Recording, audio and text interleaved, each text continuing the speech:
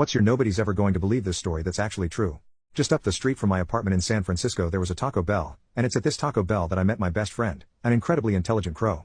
When I first moved into this apartment I'd often see the crow in question hanging around the restaurant looking for scraps, but then one day while I was going down to get a taco myself, the crow enacted its master plan. I'm guessing it had seen people exchanging coins for tacos through the window, because it flew over directly in front of me with a nickel in its mouth, and dropped the nickel down at my feet. I stared at the nickel and the crow stared back, making a noise that sounded not unlike taco. No way, I thought to myself before picking up the nickel and heading inside. Once in, I looked back, to see the crow sitting on the outdoor windowsill, its head planted against the window staring directly at me.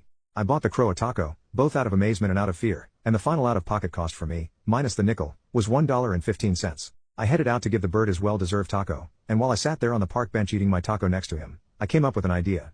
I took out a $5 bill from my wallet and showed it to the crow. I then started snapping my fingers and kept his attention this way while I stood up and headed inside with the bill in my hand. The crow once again planted its head against the window, and it watched as I exchanged my $5 for 3 tacos and some fries. I then gave all the food to the crow, and did my best to explain that if it brought me these dollar bills, I'd get food for it all the time. Well, the crow seemingly understood me, because just a few days later, it came to me with $5 in its mouth. I bought it 2 tacos and kept the change. I lived in that apartment for a few years after that, and every now and again, sometimes more than once a week, the crow would come to me with bills in its mouth for me to buy it food.